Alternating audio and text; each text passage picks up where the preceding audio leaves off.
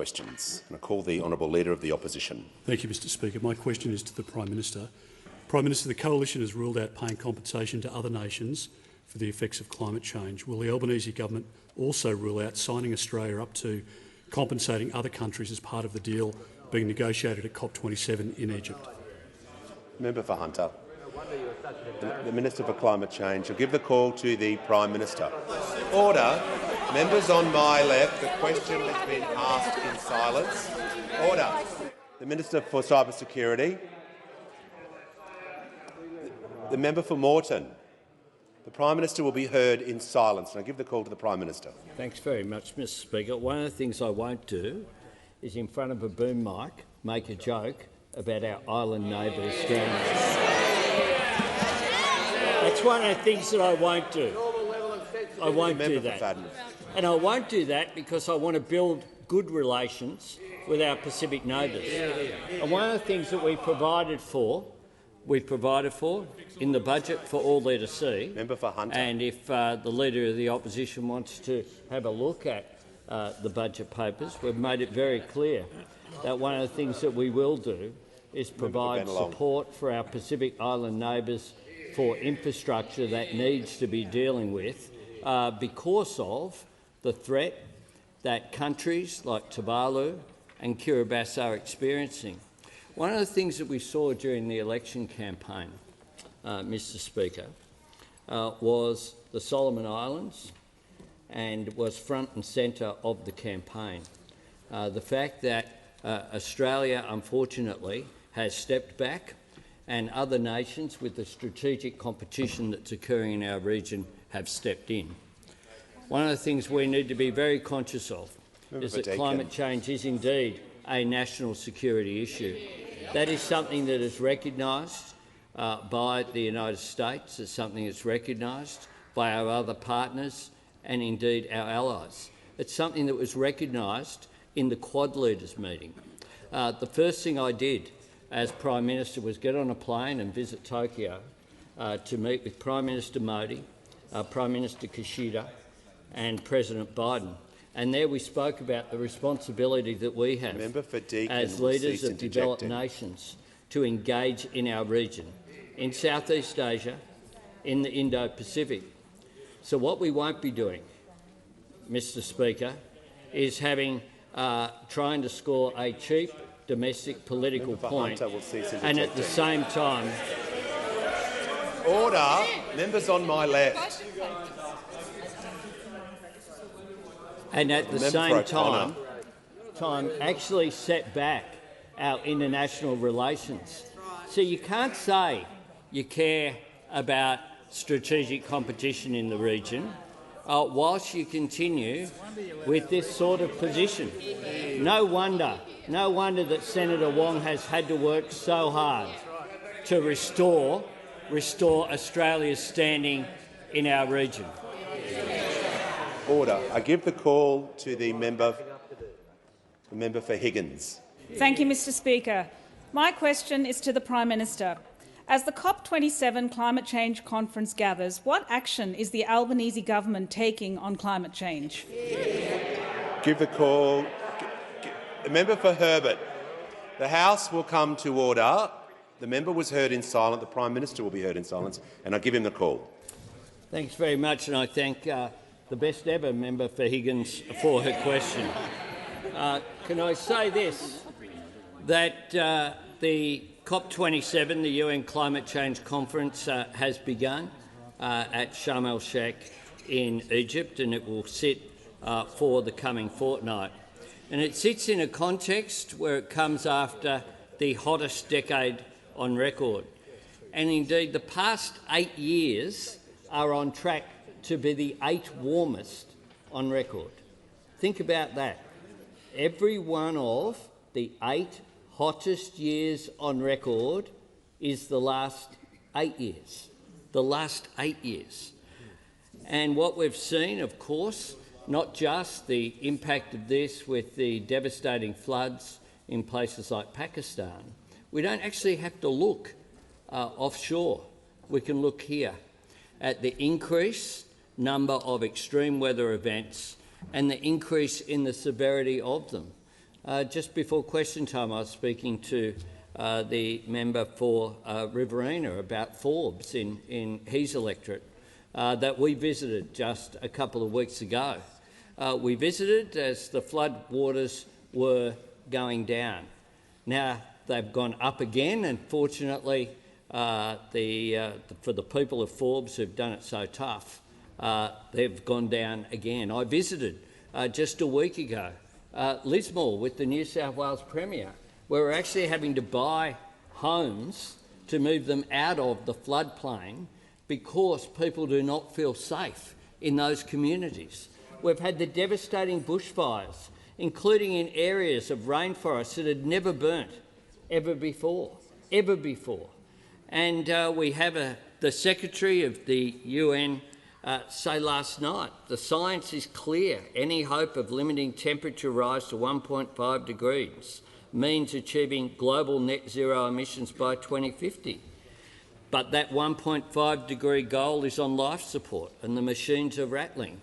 Well, this parliament, the major parties apparently are all agreed on net zero by 2050, are all agreed, except for the rhetoric, and you wouldn't know it if you follow the statements that are aimed. So our government is acting. One of our first acts was to sign up to our changed nationally determined contribution of 43% by 2030.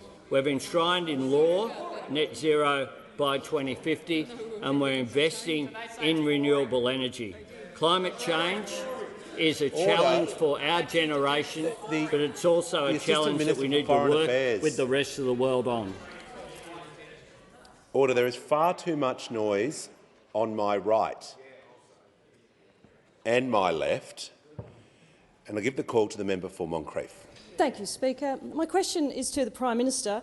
How much will wholesale electricity prices need to fall to deliver the promised $275 reduction in bills for Australian families? The member for Hunter will cease interjecting. I give the call to the Prime Minister. I thank the member for her question, and I refer, of course, to the government's position on renewables and on taking action, because we do need to act to ensure that we can reduce power prices that are under pressure from the 23 now, if you count the latest thought bubble on nukes energy policy of those opposite over a wasted decade, but also the invasion by Russia on Ukraine. Now, the budget made a significant start on that. Nearly $24 billion investment in clean energy, including Marinus Link, the interconnector between Tasmania and Victoria, Battery of the Nation, pumped hydro in Tasmania, 6 renewable energy zones created, legislating to create Australia's offshore wind industry, 400 community batteries. We've given the ACCC... The Manager of Opposition on a point of order. Well, Mr Speaker, on relevance, you have previously directed a minister to deal with the terms of the question. I ask you uphold that ruling. It's a very tight question. The question was, what has to happen to wholesale prices? How much will wholesale electricity prices need to fall? And the Prime Minister should be directed to that question. On the order, members on my right, I will call the Leader of the House on. I'll hear from him. To the point of order, the Manager of Opposition Business didn't complete the question that was asked, which, as I recall, went specifically to the impact on family electricity bills, and the Prime Minister is answering quite directly on ways of impacting on that. Yes, the question was also about wholesale prices, and I'm listening. Oh, I was ruling on the point of order, but I'll hear from the Leader of the Opposition. Thank you very much, Mr Speaker. Just to the point of order, the Leader of Government Business has suggested that there was some other part to this question, which is not the case. The question was very tight. How much will wholesale electricity prices need to fall to deliver the promised $275 reduction in bills for Australian families? It couldn't have been any tighter than that, Mr Speaker, and the Prime Minister should be asked to answer the question, you may resume how your much seat. will wholesale electricity prices need to be? Thank you. You may resume your seat. The Prime Minister is not halfway through his answer. The question was specific. I'm going to ask him to return to the question. He is setting some context, but I'll be listening carefully to his answer to make sure he addresses the issue of wholesale prices. And I call the Prime Minister. About wholesale prices. And wholesale prices, will of course increase by up to 20% as a result of information that the former government kept quiet. Indeed, they legislated to make sure that people didn't know what would happen with wholesale prices. What we won't do is legislate so that people won't find out anything until the Leader of the Nationals after the next election, which is what the government did. And I give the call to the member for Lalor. Thank you, Mr Speaker. My question is to the Attorney-General. What was the former coalition government's approach to the Administrative Appeals Tribunal, and what impact has this had on Australians? I give the call to the Attorney-General. Thank you, Mr Speaker. I thank the member for Lalor for her question, which reflects her long-standing interest in the very important work of the Administrative Appeals Tribunal. If you want to know about the approach of the former government and about the damage that the former government did to the Administrative Appeals Tribunal, you can now ask the former government, because they might actually tell you. Over recent weeks, those opposite, including the opposition leader, have complained that the AAT is stacked with political appointees. He does not have the call. Members on my right, I would like to hear from the Manager of Opposition Business in silence. Mr Speaker, this question makes no attempt to even be related to the Attorney-General's portfolio. It's specifically worded in terms of the previous government. Members on my the Attorney-General is not responsible for the actions of the previous government. He has his own responsibilities, and that's what he ought to be asked about. Order. On the point of order, I'll hear from the Leader. The member for Moreton, I'll call the Leader of the House. Mr Speaker, the point of order was not raised at the time of the question being asked.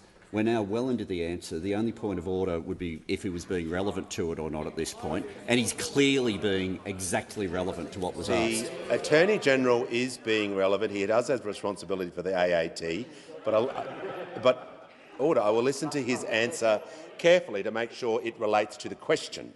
Thank you very much, Mr Speaker.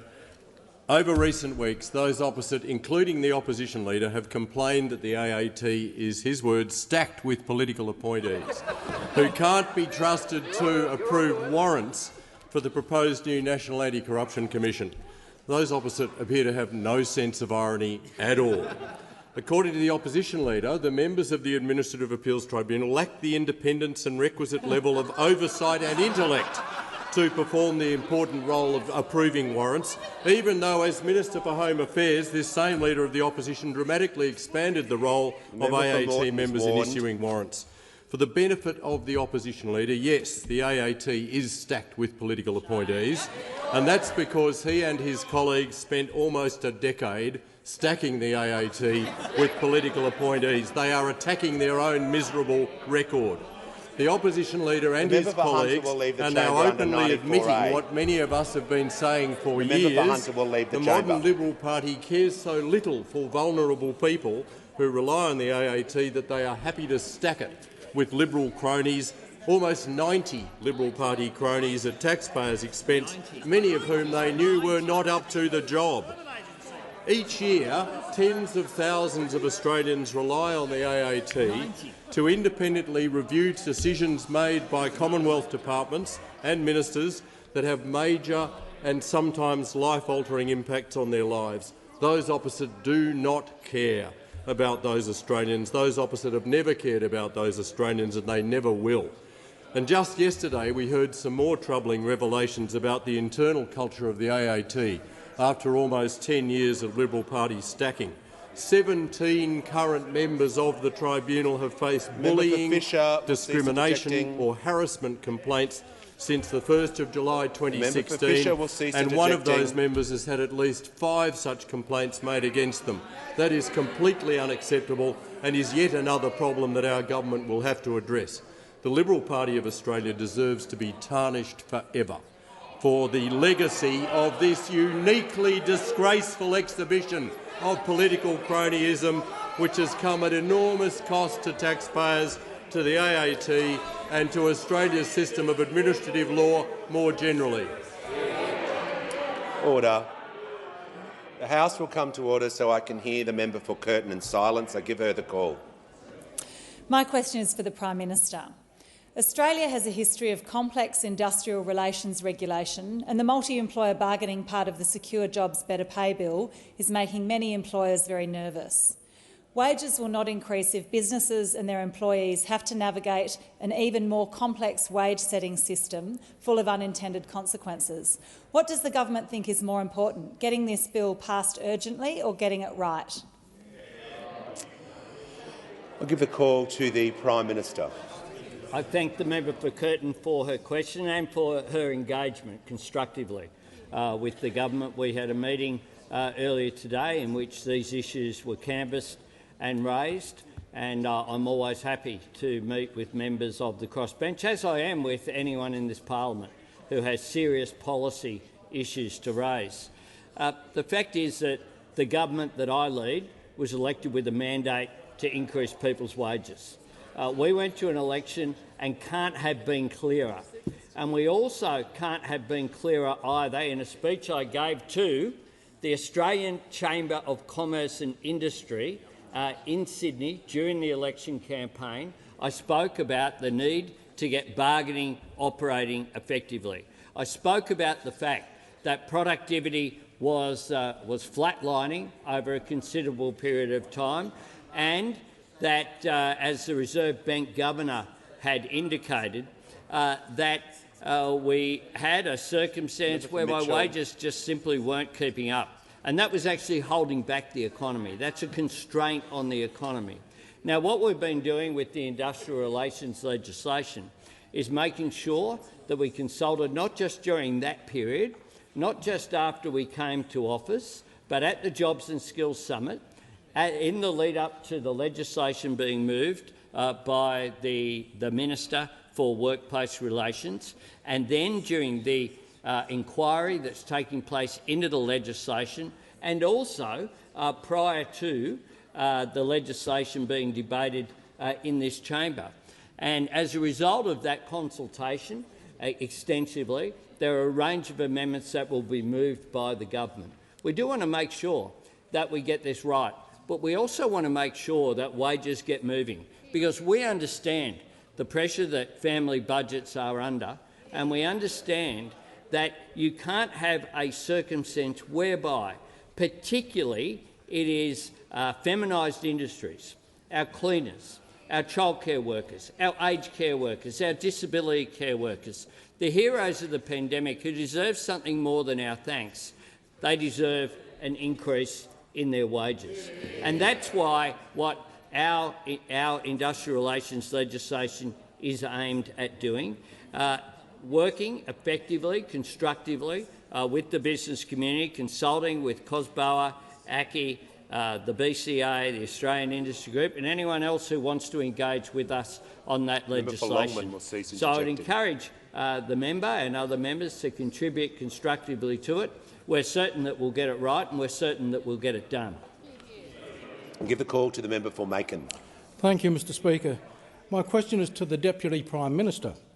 What failures over the last decade have led to defence capability gaps, and what is the Albanese Labor government's plan to address them? I give the call to the Deputy Prime Minister. Well, I thank the member for his question. Australia faces capability gaps in our defence because of the complete incompetence of the former coalition government, and it was all based on the way in which they governed themselves. 6, almost 7 defence ministers in the course of 9 years. started with David Johnson, who served just over a year, when, as the champion of Australian defence industry, he announced to the world that he wouldn't trust the defence industry of our country to build a canoe. Then we had Kevin Andrews, who went off and pursued a submarine deal with Japan, which in turn became a subject of the empty chair challenge on Tony Abbott. Kevin Andrews lost his job as Defence Minister when Tony Abbott lost his job as the Prime Minister. And then we had Senator Payne, and everything stopped. Literally, nothing happened. After the 2016 election, Christopher Pyne was brought in to be the human defibrillator machine to shock coalition defence policy back into life. But then we had two defence ministers at the same time, and no one had any idea who was responsible for what. That was never going to last, and so Christopher took over the entire show until he got sick of it in 2019. Then we had Senator Payne. Then we had the current leader of the opposition. Over the course of 9 years, 24 different ministers across the breadth of the defence portfolio. Is there any wonder that the result of that was absolute chaos? 28 different projects running a combined total of 97 years over time. The only thing that moved in the last decade was defence ministers, because everything else came to a grinding halt. But you don't need to take my word for it, because last week we had an outbreak of honesty from the Shadow Minister, the member for Canning, when he said, and I quote, "We also squandered a lot of opportunity through leadership changes. It created ministerial churn," one description of it, "which led to inertia." Well, he got that right, because that inertia described the single worst national security government in our country's history. Now, over the last few months, the Albanese Labor government has established the Defence Strategic Review, the single most expansive overview of defence in more than 35 years, so that in the context of a growing defence budget we can have the capabilities that we need to meet a very different world. And we're going to actively manage programs to meet that need, because the Albanese Labor government is absolutely committed to getting defence back on track and keeping Australians safe. Order. There is far too much noise on my right when ministers are addressing the House.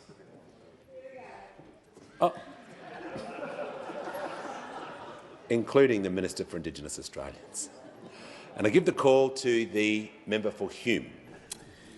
My question is to the Prime Minister.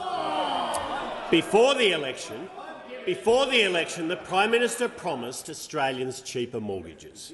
Can the Prime Minister inform Australians how much the cash rate has increased since May 21? Order. The member for Hume was heard in silence for his question. The Prime Minister. I call the Prime Minister. I'll ask the Treasurer to answer the question, but we're not going to take lectures from the lightweight on the hill over there. Order. Order. The Treasurer may resume his seat. Order. Until the House comes to order, I won't hear the Manager of Opposition Business.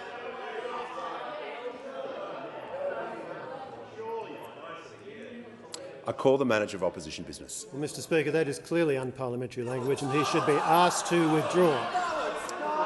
I honestly could not hear what the Prime Minister was saying because of the yelling in the chamber. Order. I'm going to call the Treasurer and I'm going to ask the House to come to order. There is far too much noise. I'm issuing a general warning for the entire House. And I call the Treasurer. Yeah, thanks very much, Mr Speaker. With questions that bad, is it any wonder he hardly ever gets one, Mr Speaker, in this place? Now, it might not have dawned on the Shadow Treasurer, nor on the dregs of the former government, which are arrayed before us, that— Order. Order. I'm asking the Treasurer to resume his seat, but I ask the Manager to resume his seat. I just ask the Treasurer not to use that language when referring to the former government, either as the former government or former members of the government. And I call the Treasurer. Would leftovers be parliamentary, Mr Speaker? I'm asking the Treasurer to get on with his Thank answer. Thank you, Mr Speaker, and thank you to the Shadow Treasurer for a very rare and particularly bad question. Because as everybody else in this House knows, interest rates started going up on their watch.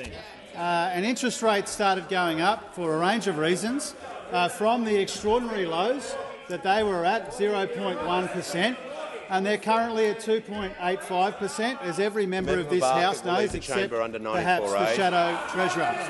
Now, if the Shadow Treasurer had any credibility whatsoever, he would acknowledge, first of all, that rates started going up on the former government's watch, and secondly, he would say what members over there said when they started going up during the election, which was interest rates were not going to be at 0.1% forever.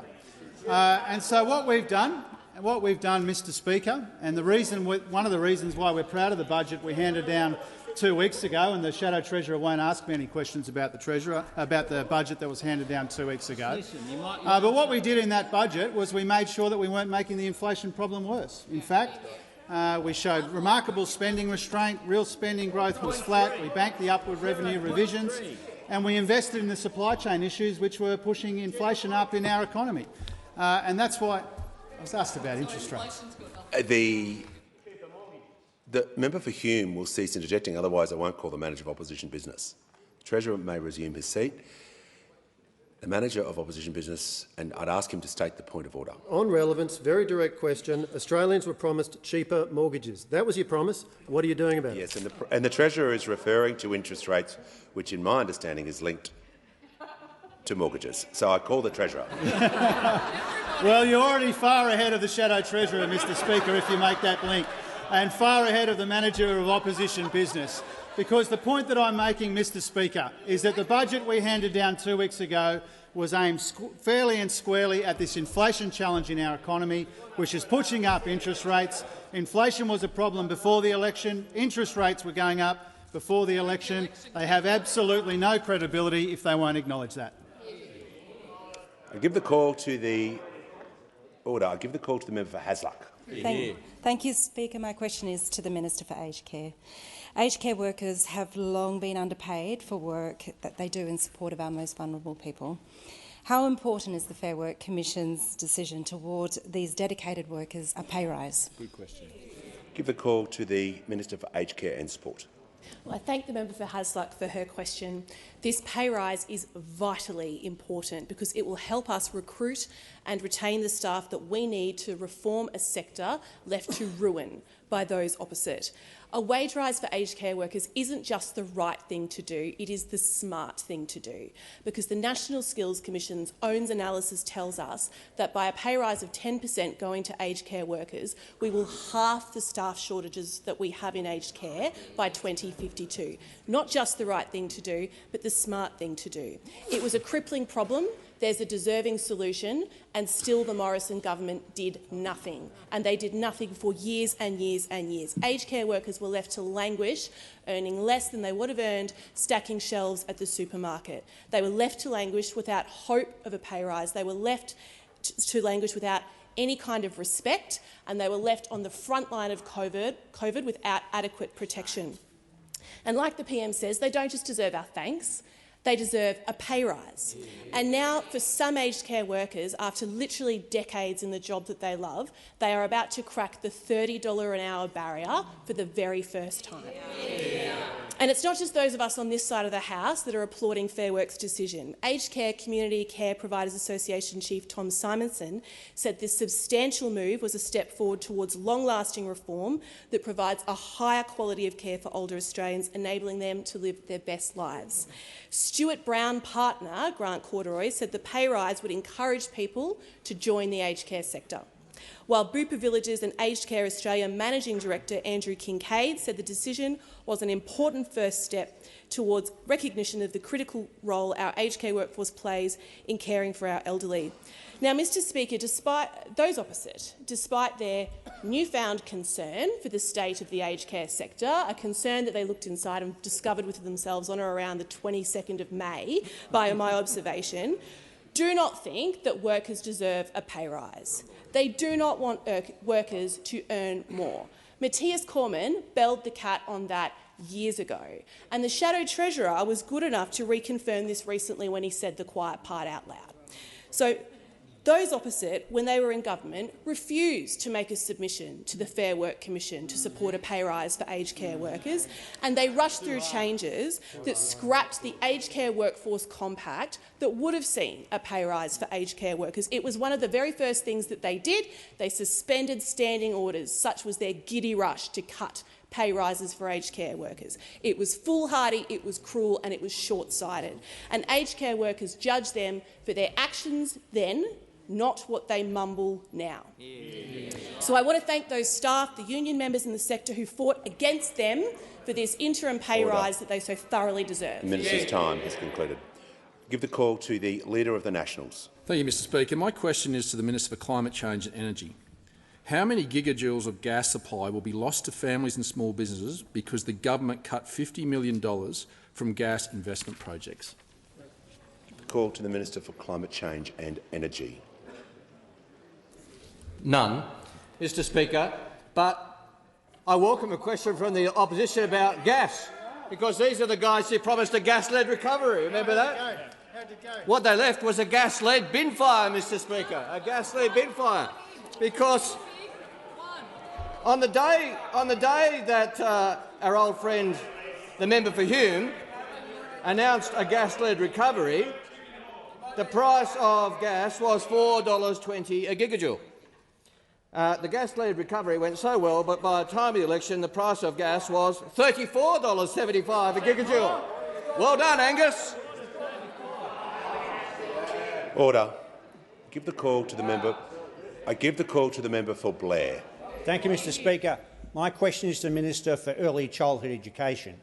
What is the Albanese Labor government doing to get wages moving in feminised workforces like the early childhood education and care sector, and why is this needed? Call to the Minister for Early Childhood Education and the Minister for Youth. Thank you, Speaker, and I thank the member for Blair for his question and for his continued commitment to see the wages of women in feminised industries lift.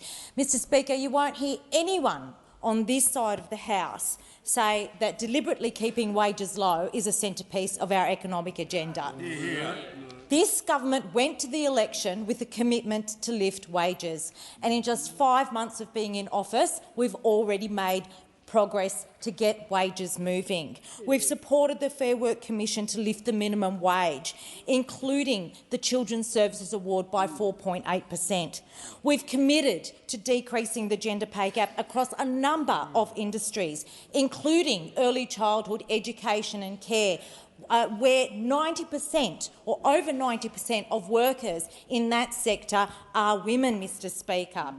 We're strengthening the ability of the Fair Work Commission to order pay increases for low-paid, female-dominated industries. We're establishing 2 expert panels, a pay equity panel and a care and community sector panel. We're expanding access to multi-employer bargaining. All of these will help to lift the wages of early childhood education and care workers. But, Mr Speaker, I'm asked, why is this needed?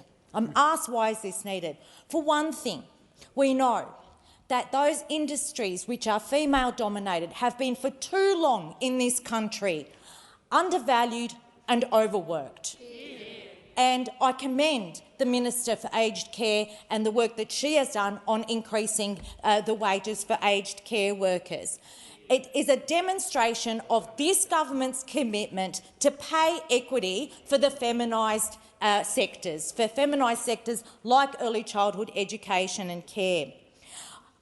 Again, why is this needed? And I'd like to take a moment, Mr Speaker, to give the example of why multi-employer bargaining works and why it works and why it's necessary. I hear them over there all groaning and moaning, but you might want to listen to this example about why it works for early childhood educators and workers in your electorate. Early childhood educators in your electorates. In Melbourne, Mr Speaker, we have the example of a group of 70 not-for-profit early childhood education and care centres who bargained together for a multi-employer agreement covering all of them. Through that process, that agreement set a minimum of 16% above the award. And they have the best conditions for long day care in Victoria. That's what multi-employer bargaining helped to achieve for these early childhood education and care workers. Under current laws, it is too cumbersome. We need to change the laws. Only one government will deliver higher employment and better employment for early childcare workers, and that's this side of the House. Order. Give the call to the member for Lindsay. Thank you, Mr Speaker. My question is to the Minister for Climate Change and Energy. Businesses in my electorate of Lindsay in Western Sydney, like Screaming Beans Cafe, are struggling with the pressure of rising inflation and power prices. Given the budget indicates that power prices will increase by 56%, why are businesses like Screaming Beans having to pay for the Prime Minister's broken promise to cut power prices? Give the call to the Minister for Climate Change and Energy. Thank you very much, Mr Speaker. I thank the honourable member for her question. And this government is extremely concerned about power prices for businesses, small, medium and large, and power prices for industry and for residences as well. And this government has taken the approach of being straight with the Australian people about the pressures on energy prices, the pressures caused by very high coal and gas input costs. That's why we took the approach. We took the approach in the budget, and the Treasurer took the approach in the budget of being straight with the Australian people. There was an alternative approach. The alternative approach is not to be straight with the Australian people. We took option A, to be straightforward with the Australian people. The previous government took option B, of hiding those price rises. They are, in every sense, the B team, Mr Speaker. Option B was the one embraced by the member for Hume. The minister will resume his seat. I'll hear from the manager of opposition business on a point of order. Well, Mr Speaker, on relevance, previously on the 1st of August you directed a minister to be relevant to the question where a minister had strayed and began talking about the record of the former government. They can't help themselves. He's done it again, and he should be directed back to the question. Yes, the minister has set some context 1 minute in. I'm going to ask him to return to the specific broken promises alleged in the question and also the rising power prices, which was also in the question which he's referring to. And I call the minister. Mr Speaker, in relation to rising power prices, that's the option they took. And there's been even a development in recent days, Mr Speaker, on this important topic, which will be of interest to the House, because previously the member for Hume denied hiding the power price rises, said it didn't happen. Then he said he didn't know about the power price rises when he changed the law. And then last week at the National Press Club, he said, I was acting on departmental advice, Mr Speaker. How pathetic to blame your public servants for your decision, Mr Speaker. That's how pathetic these guys are, blaming the department. That's what they've lowered to. The Leader of the Nationals. In the House, we take the alternative approach. That's why the Prime Minister, the Treasurer, the Industry Minister, the Resources Minister and myself have made it very clear. We will not be standing by and watching the prices of coal and gas just flow through to Australian industries and households. That's what you did, and you didn't have the guts to tell the Australian people that you couldn't help them with power prices. You hid it from the Australian people. That's how pathetic you got, and that's how pathetic you still are. Order. Before I call the member for Hawke, I just remind all ministers to direct their comments through the chair. And I give the call to the member for Hawke. Thank you, Mr Speaker. My question is to the Treasurer. What is the Albanese Labor government's approach to wages in the budget, and why is it so important to get wages moving? And I call the Treasurer. Yeah, thanks very much, Mr Speaker, and thank you to the member for Hawke for the question and for all the work that he does on behalf of his community here in this place. Getting wages growing again is a deliberate design feature of our economic policy, and that's why we do need to fix what is a broken bargaining system, which is only delivering stagnant wages, particularly for the low-paid and for industries dominated by women. It's why the budget is all about investing in skills so we can train people for higher wage opportunities. It's about early childhood education, making it cheaper so more parents can work more and earn more if they want to. It's about investing in the industries where we'll get the secure, well-paid jobs, whether it be areas of traditional strength or new industries as well. It's why we have started to provision for the important wage outcome that has been announced, interim wage outcome announced by the Fair Work Commission for aged care workers. And it's why one of the first decisions, if not the very first decision of the Cabinet of this new government, was to support a decent minimum wage rise. Now, in the budget, Mr Speaker, the Treasury has upgraded their forecast for wages growth to be 3.75% this year and next, and if it happens, that will be the fastest since 2012, and that would be a good thing. But what we do know is that when inflation is high and rising, it makes it even harder for Australians to keep up. And part of the reason for that is that for too long in this country, Mr Speaker, wages have been too stagnant. And that has made it harder for people to keep up and harder for people to get ahead. Under the life of the previous government, wages growth was just 2.1% on average, compared with 3.6% under the Labor government that preceded it. And so you can see that for the best part of a decade we've had wage stagnation. Now, Mr Speaker, nothing would make those opposite happier than another decade of wage stagnation and wage suppression. That's what they're here for. And we know this because the Shadow Treasurer was asked on TV why he opposed our industrial relations changes, and he said because it will push wages up, which is kind of the point. And it says it all about the differences between this side of the House and that side of the House, Mr Speaker. We have policies and plans to get wages moving again. We want Australian workers to get a bigger slice of the action when the economy is growing, and they failed on wages, and ordinary people copped it in the neck as a consequence. So, Mr Speaker, there's a very important reason why the Minister for Skills has been investing in skills. The Ministers for Education and Early Childhood Education have been investing in cheaper childcare. It's why the Minister for Industry has been investing in our supply chains and the industries that will deliver secure, well-paid work. It's why the Minister for Aged Care, working with the Minister for Health, has been so supportive of a decent pay rise for our aged care workers. It's why the Prime Minister during the campaign, the Industrial Relations Minister afterwards, all of the Cabinet been so supportive of a decent minimum wage rise. That's because we want to see wages growing again. You would happily see another decade of wage stagnation. Give the call to the member for Fowler. Mr Speaker, my question is to the Treasurer. Will the Treasurer tell the House how can the government offer additional childcare relief for those earning up to $530,000 while removing the low and middle income tax offset for individuals and families earning less than $120,000 who need tax relief the most during a cost of living crisis? How will the government provide immediate relief for struggling families like those in Fowler? Thank you. Give a call to the Treasurer. Once again, Mr Speaker, I appreciate the question from the member for Fowler and thank her for the conversations that we've had about cost of living in the past. We do recognise and we do understand that when inflation is high and rising for longer than we would like, then Australian families and Australians more broadly are under more pressure than we would like.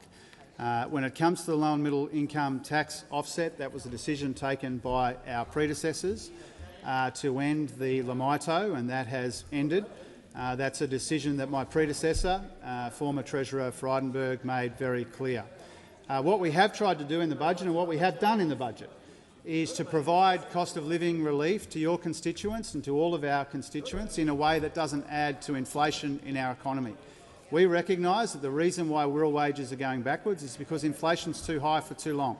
We recognise that interest rates are going up because inflation is higher than we want it to be, and that is largely a consequence of pressures coming from around the world, but it's felt around the kitchen tables of our communities. And so the cost of living relief that we're providing in the budget, whether it be cheaper early childhood education, whether it be expansion of paid parental leave, whether it be the housing accord to get more cheaper rental properties into the market, whether it be cheaper medicines, whether it be our policies to get wages moving again, all of these things are all about providing the cost of living relief that people need and deserve in a way that isn't counterproductive by making the inflation problem even worse. So that's the government's strategy here. The alternative would be to risk making the inflation problem worse, but there is something like $7.5 billion of cost of living relief flowing in the budget. Obviously, as we go through these challenging times, if there's more that we can responsibly do, obviously we will consider it, and we'll always try and do the right thing by her constituents and by all the people that we represent in this place. The call to the member for Gilmore. My question is to the Minister for Workplace Relations. How will the Albanese Labor government's Secure Jobs Better Pay Bill help close the gender pay gap, and how has this policy been received? Give the call to the Minister for Employment and Workplace Relations and the Minister for the Arts. Thanks very much, Speaker, and I thank the member for Gilmore and thank her for her commitment as well, acknowledge her commitment in taking action to close the gender pay gap. The gender pay gap in Australia sits at an unacceptable 4.1%. It won't fix itself. We need to take action in legislation and action in the parliament to be able to close the gender pay gap, and you will find throughout the Secure Jobs Better Pay Bill specific measures designed to close the gender pay gap, every one of which those opposite are opposing. The first thing that we're doing is inserting gender equity as an objective of the Act, so it's there in the consideration of every decision of the Commission. We are then also fully implementing Recommendation 28 of the Respect at Work report, something which was put to the parliament in the previous term and which those opposite voted against implementing Recommendation 28 of the Respect at Work report. But this will allow disputes over sexual harassment to be dealt with at the Fair Work Commission, a cheaper jurisdiction, a more practical jurisdiction, and often where you have workplace disputes, they involve a number of issues. Sexual harassment is one of them, and we've had a situation where people have had to deal with different aspects of the same problem in different jurisdictions. You'll now be able to have that simplicity because of the measures within the bill. Importantly as well, a prohibition on pay secrecy clauses. How many times has it been the case that these clauses have been used quite deliberately? So at the same workplace, women are paid less than men, but no one can find out. People have a right. If they have a clause where they want to keep their pay secret, they have a right. They don't have an obligation to disclose your own pay. But an employer should never say to a worker, you have no right to tell someone how much you're paid. It's been part of the elaborate story of making sure at various workplaces, particularly, I have to say, in the finance industry, where women have been paid less than men. But also, to get wages moving, we need to increase access to bargaining. You look at the moment, we're down to 14% of the workforce that are on agreements that are in date, agreements that get you above the award. The majority of those agreements are in occupations that are viewed as traditionally male-dominated.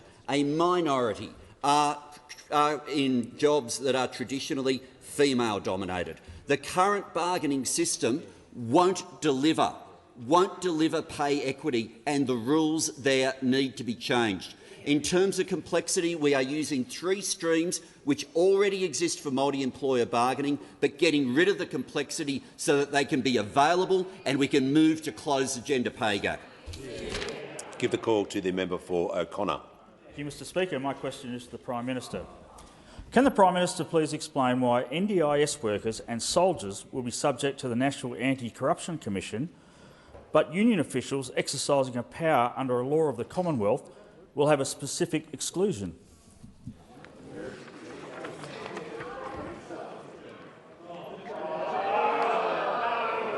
Order. I give the call to the Prime Minister. Order. Members on my left will cease interjecting. The member for O'Connor was heard in silence. The Prime Minister. I thank the member for his question. He seems unaware that, of course, people in the industrial relations system are covered by the Fair Work Ombudsman as well as the Fair Work Commission. The Fair Work Commission, and they're subject to that. And one of the things that we've done with the National Anti-Corruption Commission, in part, he might want to talk to the Leader of the Opposition about this, because he's made it very clear that what we shouldn't do with the National Anti-Corruption Commission is duplicate systems that are in place already. So if you look at, for example, parliamentarians with IPEA, for example, are excluded from the NAC provisions. They've done that. They've done that as a result of the clear indication from those opposite that I agree with as well, that what you need to do with the National Anti-Corruption Commission is fill the gaps which are there. You don't need to duplicate laws and provisions which are available already. I give the call to the member for Macarthur. Thank you very much, Mr Speaker. My question is to the Minister for Housing and Homelessness. What is the Albanese Labor government doing to address housing affordability? How does the budget help Australians manage cost of living pressures? Give the call to the Minister for Small Business, Housing and Homelessness. Thank you, Mr Speaker. And I want to thank the member for Macarthur, because I know that he, like many people on this side of the House, and I'm sure those on the other side, are concerned about the cost of living and particularly about housing affordability, which is why, of course, in our budget we focused on cost of living measures that will not put pressure on inflation, such as cheaper childcare, cheaper medicines, getting wages moving, expanding paid parental leave and more affordable housing, Mr Speaker. Indeed, one of the central parts of the budget was the new National Housing Accord. Importantly, it's been agreed by each tier of government, by investors and industry. It is a commitment to work together to address the systematic problems that we have in the housing market. And of course, it will be guided, as will of course our overall architecture in terms of housing, by our National Supply and Affordability Council. It will be providing advice to governments to make sure that we are dealing with supply to get more affordable homes on the ground more quickly. Indeed, we want to remove the barriers to get more affordable homes on the ground more quickly. And we are delivering right across the housing spectrum with the budget. The Housing Australia Future Fund, 30,000 social and affordable homes across the country, our Help to Buy scheme, and importantly our regional first home buyer guarantee, which was due to start on 1 January next year, which we brought forward to the 1st of October. And I'm pleased to tell the House that since the 1st of October, 574 people have actually taken up the scheme in regional Australia to get into their first home. That is good news for those first home buyers in regional Australia. That is just since the 1st of October. The member for Deakin will Indeed, cease interjecting. We have said through the Jobs and Skills Summit that we would work quickly to get money on the ground in terms of widening the remit of the National Housing Infrastructure Facility, Mr Speaker. And I'm pleased to advise the House that this week we have indeed set out to amend the National Housing Infrastructure Facility up to $575 million to deliver more social and affordable homes, with the money available before Christmas. That is before Christmas. In just a few weeks' time, that money will be available to get more social and affordable homes on the ground. Indeed, it is part of our overall architecture and our election commitments, but also the Accord as part of the budget, and long-term the National Housing and Homelessness Plan. As the CEO of Hester Superfund said, there's no single solution to this housing crisis, but all levels of government have a role to play. That's why it's fantastic to see this framework for all stakeholders to come together to overcome the challenges, because now is the time to get the policy settings right. Mr Speaker, our investments are right for the times, they're right for the future, and they'll deliver more social and affordable homes for Australians to get more Australians into a home. Give the call to the Leader of the Australian Greens. Thank you, Speaker. My question is to the Prime Minister. Greedy energy corporations are driving up electricity bills by 56% while making massive record profits. Prime Minister, will you back the Greens' costed plan to freeze electricity bills for 2 years at pre-crisis levels, funded by a windfall tax on coal and gas corporations, to deliver people immediate cost of living relief? I give the call to the Prime Minister. What we'll be doing, I thank the member from Melbourne for his question, and I thank him for the constructive engagement as well. I understand that we have different solutions that we would present in dealing with the challenge of climate change, but I don't doubt his sincerity in wanting to deal with it. And that's the starting point, is acknowledging the science which is there. But we went to the election with a very clear plan, our Powering Australia plan, that acknowledges the changes that are required in our economy that will provide for an 82% share of our energy mix to be renewables by 2030. And we understand that that is the cheapest and cleanest form of new energy. I know that on a number of areas, housing, energy, in these areas, we have had propositions stating we could just take action of freezing payments as is put forward by the member for Melbourne. But it's completely unclear to me and upon any legal advice of how you would do that in terms of intervening in the way in which the member for Melbourne has suggested. What the government has to do is to come up with practical plans that make a practical difference. We did that in June by making sure that the lights stayed on. We did that in the negotiations that took place with gas suppliers to make sure that we secured the greater than the 56 petajoules that was anticipated would be the shortfall by the ACCC, and we'll do that as we're working through the current solutions, working through with industry, working through with our departments, working through with manufacturers as well, because we understand that the increase that is occurring as a result of the Russian invasion of Ukraine in global energy prices, that is feeding into global inflation as well, is a challenge for the economy. We'll deal with it with real solutions rather than slogans. That's the Labor way, and that's the responsibility that we have as a government. Give a call to the member for Corwell. My question is to the Minister for Education. How is the Albanese Labor government delivering responsible cost of living relief that is good for families and good for the economy? Give a call to the Minister for Education. Well, thanks very much, Mr Speaker, and can I thank my friend the member for Cornwall for her question. The first 5 years of a child's life are everything. What they see, what they hear, what they eat, every smile, every laugh, every friend, every book, every lesson shapes the people that we become. Member for New England. And that's why early childhood education is so important. Now, I would hope that the member for New England in particular might know that. He might also know, as I do, as a father of young children, that early childhood education is expensive. That the cost has gone up by 41% in the last 8 years. And that's why the legislation that we've introduced into the parliament is so important, because it'll cut the cost of childcare for more than 1 million Australian families.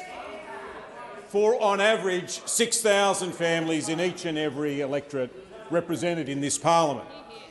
For a family on a combined income of about $120,000, it means that they will save about $1,700 a year.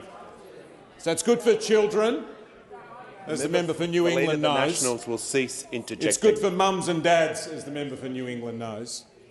And it's good for our economy as well, because in a skills-starved economy, this will help a lot of skilled workers to go back into the workforce.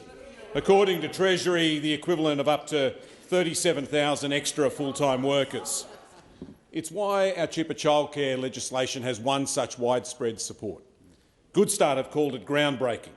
Georgie Dent from the Parenthood said it will help improve financial independence and security for Australian women. The BCA said affordable childcare is fundamental to increasing workforce participation of Australian women. And I also want to thank members of the crossbench. The member for Warringah described it as an investment in our future as a nation. The member for Mackellar said not only is it sensible economic policy, it will provide our children with the best possible start in life. And the member for Wentworth said, and I quote, "No other bill gives me greater joy to see in front of the parliament today." The only people that have criticised it are the Liberal Party and the National Party. They've opposed it relentlessly for 2 years. Not one person from the Liberal Party or the National Party in the debate said anything in support of it. They didn't say one thing positive, except for the member for New England, who we can always rely on for support when it comes to early childhood education and care. I'll ask the minister to resume his seat, and I'll hear from the Manager of Opposition Business. Again, it is on relevance.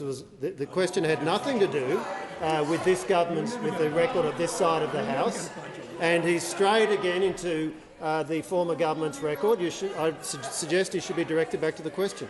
The Manager of Opposition Business, the member for Canning, is seeking the call? No. I'll call the minister to remain relevant for the last 18 seconds of his answer.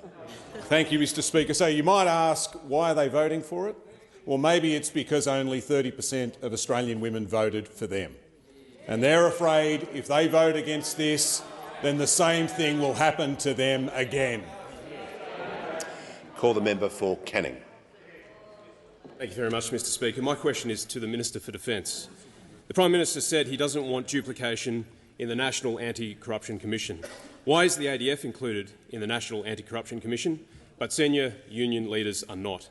Isn't the ADF Military Code of Conduct and Inspector General good enough? The call to the order.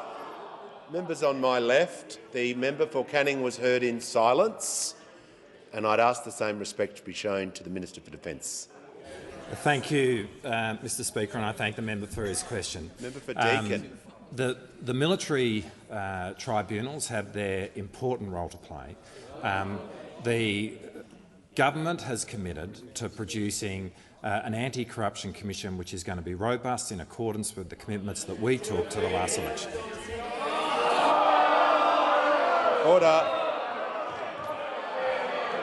Members on my left will cease interjecting. The House will come to order, and I'll call the member for Pearce. Thank you, Mr Speaker. My question is to the Attorney-General. What were the findings of the Gaetjens report into the Community Sports Infrastructure Grant Programme, and why did it take so long for the report to be released? Give the call to the... I'll just ask the order. Members on my right. The Attorney-General will take a break and I will listen to the Manager of Opposition Business. Well, again, Mr Speaker, it goes to questions being asked about actions of the previous government, which is not an appropriate subject of a question to a current minister. I will hear from the Leader of the House. Mr Speaker, in terms of relevance, the question can only go to the consideration can only go to the words of the question itself. The question refers to a report which has now been released today. That's happened in the life of this government and therefore is completely relevant and within standing orders to ask the relevant minister. Page 553 of practice. Order. On the point of order, does say that the relevant minister may answer questions they are responsible for concerning public affairs, administration and proceedings pending the House. In light of the information that a report was released today, which the Attorney-General has responsibility for, the question is in order, and I'll give him the call. Thank you very much, Mr Speaker, and I do thank the member for Pearce for her question. It reflects her long-standing interest in integrity matters. And you've got to say that at the last election it's very clear that the Australian people voted for integrity, voted for transparency and voted for the return of good government. The Australian people roundly rejected the government's record of rorts and cover-ups, and one of the most egregious examples of those rorts and cover-ups was the so-called sports rorts scandal, the report of which from the former Secretary of the Department of the Prime Minister and Cabinet has just been released. And what we've now learned is that it involved, this sports rorts scandal, the former government ignoring recommendations from the relevant department and using colour-coded spreadsheets which carved up funds by electorate for party advantage rather than on any kind of merits assessment. It was shameful, and that's what we've learned. We find it out yesterday, after years of cover-up, that even the member for Cook's most senior public servant thought that it was wrong. He found that there were significant shortcomings in the scheme and that there was an actual conflict of interest. And of course, sports rorts weren't the only example under the former government of behaviour like this. We also had the car park rorts, we had the Leppington Triangle, we had the member for Hume's Grassgate scandal. The Australian people said enough. Enough. They elected a government that is dedicated to integrity and transparency, and we've wasted no time honouring our commitment to the Australian people We've already introduced legislation for a National Anti-Corruption Commission with teeth, which is currently before a joint select committee. I am looking forward to the report of the committee being provided to this parliament this week on Thursday. We hope to pass the bill by the end of this year and have the commission up and running by mid-2023. And it could not be a starker contrast to the former government, who promised that they were going to establish a National Anti-Corruption Commission in December of 2018, and they never even introduced a bill. Unlike them, we promised a National Anti-Corruption Commission, and we will deliver. And I call